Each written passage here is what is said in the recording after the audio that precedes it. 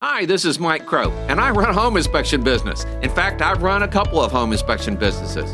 The true joy for me, though, has been helping literally thousands of home inspectors build really solid home inspection businesses as well.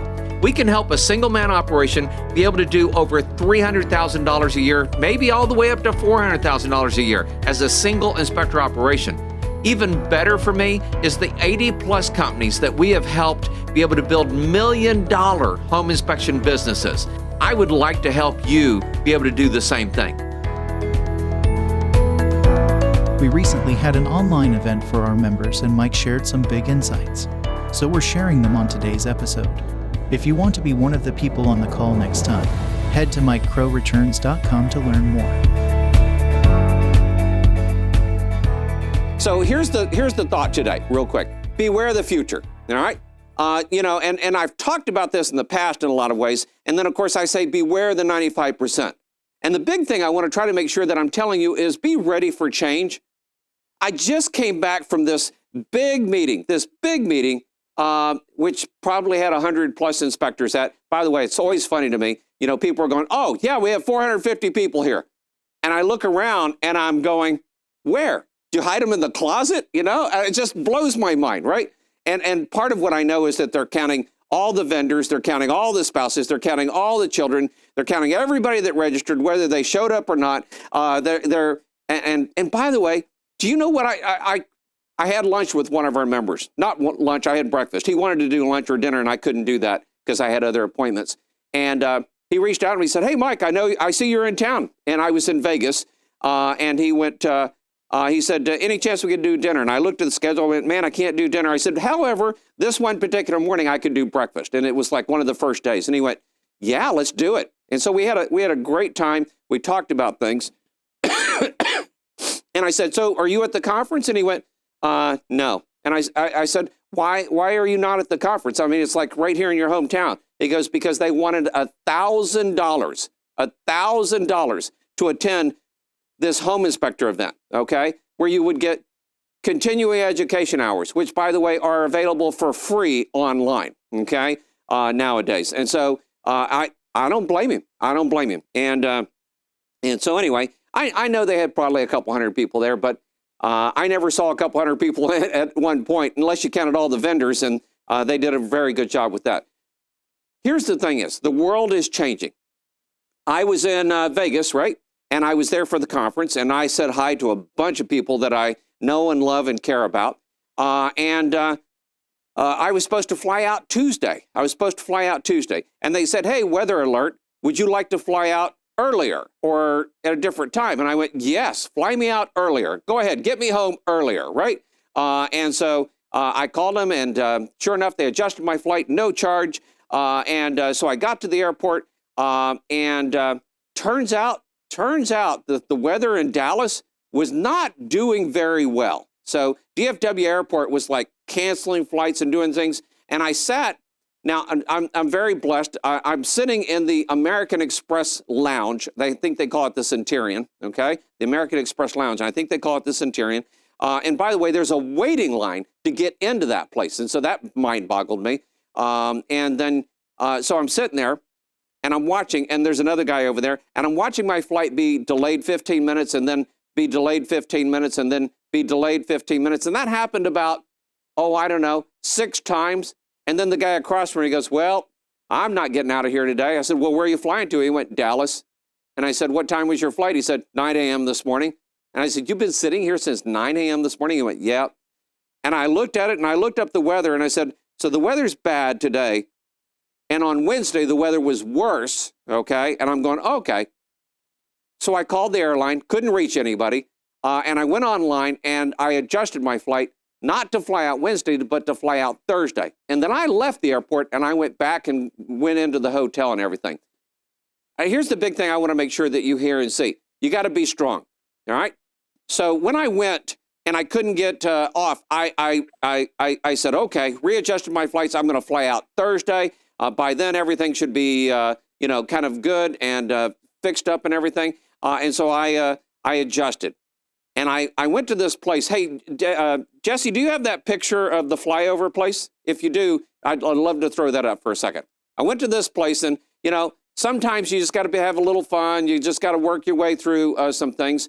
And I went to this place called Flyover. Now, here's the cool thing was, while I was at the hotel, I looked at my phone and it said I had a Facebook notification, and it popped up this ad called for Flyover. And Flyover is kind of like what they do in Walt Disney World with soaring, right? It's a hang glider effect, and you sit there and they fly you over. Oh, there it is. There's my picture, okay? So they fly you over all of this different areas and everything, and so they took my picture ahead of time, and I said, that picture is boring. I said, give me a better picture, okay?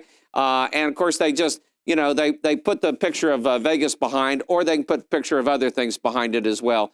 But while I went through this, there were 3 different shows. Each show was like 25 minutes long. And one of the first shows was about the Canadian Rockies, and it was about the indigenous people there, Indians. And I heard him say something, and I want you to know, as soon as they said it, I went, oh my goodness. I need to remember that. I need to share that with people. It's amazing how the good Lord just gives me a message at the right time to be able to share with other people. I cannot tell you how many times I've gone into our main event and then just to have a message from either my preacher or from someone else or a podcast, or in this case it was Flyover, and the message was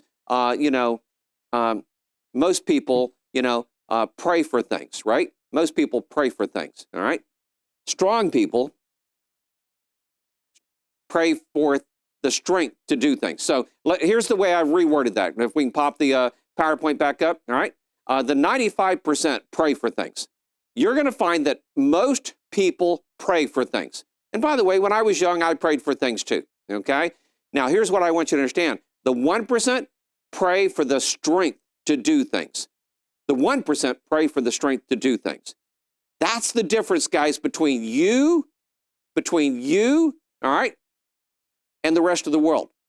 And I'm going to tell you, in Vegas, we see it all the time, okay? Where I was, they're praying for this, they're praying for that, they're praying for this, they're praying for that, okay? And I'm praying for the strength to be able to do amazing and wonderful things that will help people help themselves, all right? So it's kind of a big thing. So here's one of those things that I want you to think of, okay?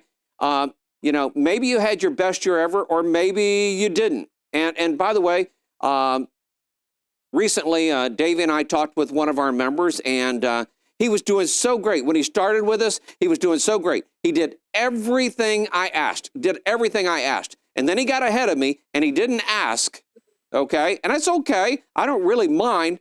But then he did things differently than what we would have taught him to do. All right? He did it differently than what we would have taught him to do. Oh, that will be very helpful. Thank you so much, Jesse. He's turning on my monitor back here so I can see it, because I can see the screen just a little bit, but not totally well yet. And so we'll have that here in a second. So did you have your best year ever? And what I want you to understand, especially in the last 3 years, is the world is handing you excuses. The world is handing you excuses. And we see it all the time. And you want to make sure that you don't latch onto those. Oh, the pandemic, right? Oh, man. Well, that was fun. But it was like the biggest excuse that I've heard from people. And by the way, we had our best year ever during the pandemic year. Now, we readjusted our Big Bang marketing, so we pushed it all online. So that was kind of a cool thing. And then I'm still hearing this today. I got a phone call from one of our members yesterday, and he's going, Mike, it's a seller's market. Agents aren't adding inspections to the thing. And by the way, here's a misleading number that you're being told all the time. Oh, we have less property in inventory than we've had in ages. Now, here's what I want you to know. That's a faux number, all right? That's a bogus number. That's a number that doesn't really matter as much as they want you to think it does, because the number that really matters is how many homes were sold, not how many homes are in inventory. Now, don't get me wrong. If there's a ton of houses in inventory, that's an important number. But if there's not a lot of homes in inventory, it may or may not be a big thing for you. So our seller's market, by the way, been there, done that 3 times. And we're just coming out of one here. And we readjusted our marketing to try to do that. So here's another thing that people tell you is that less people are for the home inspectors, less people are in the real estate offices, okay? Now, here's the trick of that. That's true. That's true. However, it isn't true as much as they want you to believe it, okay? So are there less agents in the office? Yeah, there are. But here's the big thing is agents still go to the office. See, here's the real secret. I was marketing in the 80s, and I used to walk into the offices and I go, man, nobody's here. I was marketing in the 90s. I'd go, man, nobody's here. Guess what? The good agents don't sit in the office. I mean, do they, Angela? The good agents don't sit in the office. They're making phone calls. They're out visiting people. They're out showing homes. They're not sitting at the real estate office waiting for you to show up. But they do come to the office and pick up their mail. They do come to the office and go to the meetings. And that's the big thing.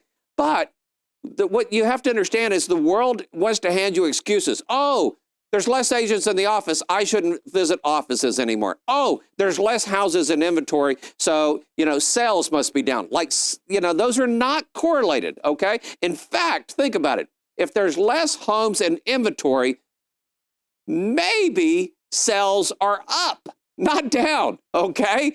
It's just that they're not even hitting inventory. They're selling so fast and doing some things there.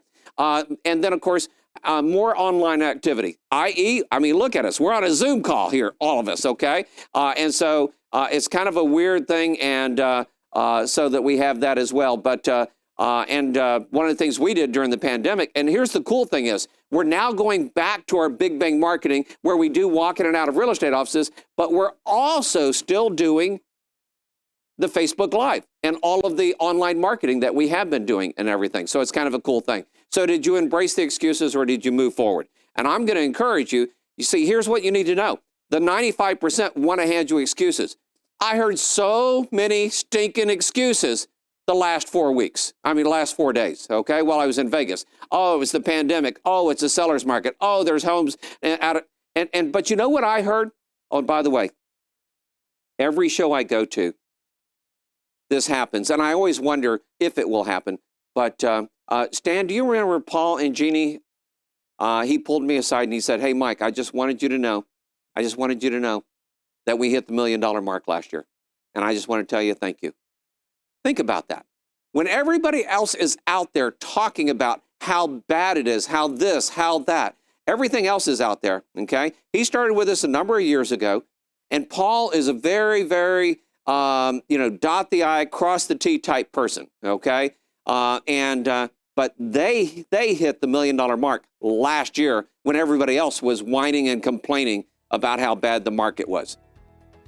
Don't buy into that crap, okay? I want you to understand the 95% are always going to out there try to hand you excuses.